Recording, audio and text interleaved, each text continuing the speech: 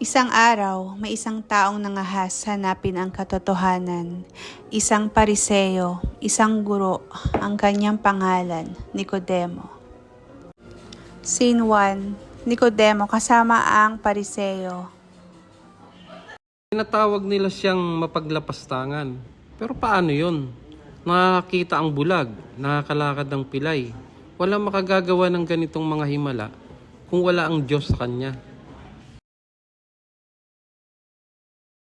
Mag-ingat ka, Nicodemo. Sobra kang nagtatanong.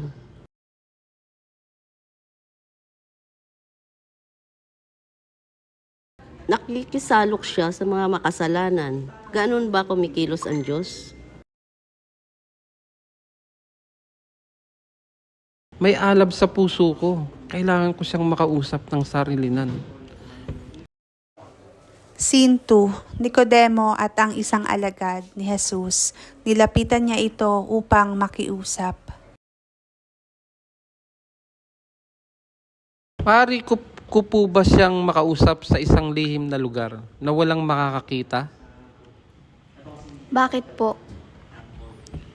May tanong ako at gusto kong siya mismo ang sumagot. Pakiusap. Tatanungin namin si Jesus. Maraming salamat. Kung papayag ang guro, dito tayo magkita. Mabilis ang tibok ng puso. Hindi dahil sa takot, kundi dahil parang may malakas na humihila sa kanya.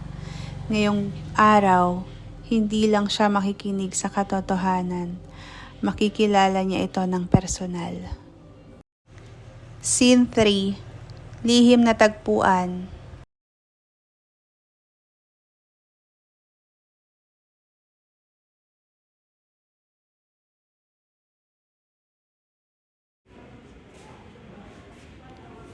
Rabay, alam naming ikaw ay guro na mula sa Diyos.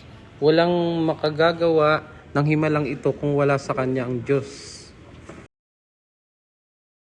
Walang makakakita sa kaharian ng Diyos, kundi siya ipinanak na muli. Paano may papanganak muli ang isang matanda na? Hindi naman siya muling makakapasok sa sinapupunan ng kanyang ina. Walang makakapasok sa kaharian ng Diyos kung hindi siya ipinanganak sa tubig at sa espiritu. Ang isinilang sa laman ay laman, ngunit ang isinilang sa espiritu ay espiritu. Huwag ka magtaka sa sinabi kong, kailangan ninyong ipanganak muli. Tulad ng hangin ay umiihip kung saan ito gusto. Naririnig mo ang ugong nito, pero hindi mo alam kung saan galing o saan patungo. Ganyan ang bawat taong isinilang sa espiritu. Paano to mangyayari? Walang sino mang umakyat sa langit kung hindi ang bumaba mula sa langit, ang anak ng tao.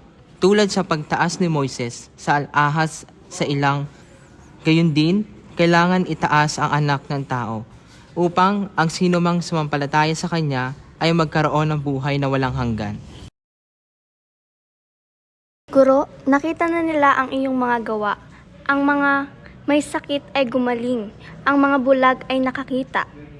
Ngunit matigas pa rin ang kanilang mga puso. Hindi isinugo ng Diyos ang kanyang anak upang hatulan ang mundo, kundi upang iligtas ito. Ang sino mang sumampalataya sa kanya ay hindi hinatulan, ngunit hindi mananampalataya ay nahatulan na. Ang ilaw ay dumating sa sanlibutan, ngunit mas minahal ng mga tao ang kadiliman kaysa sa liwanag, sapagkat masama ang kanilang mga ginawa. Pumunta ako sa gabi, dala ang aking mga tanong at kayabangan. At kahit hindi ko ito may paliwanag, ang puso ko ay hindi na tulad ng dati. Mula sa gabing yon, hindi na si Nicodemo ang dating Nicodemo. Hindi na siya basta guro ng kautusan. Narinig niya ang liwanag at may malalim na pagpapagong naganap sa kanyang puso. Hindi na siya nakakulong sa titulo o tradisyon. Natikman niya ang isang bagay na walang hanggan. At sa unang pagkakataon, huminga siya bilang isang taong ipinanganak sa espiritu.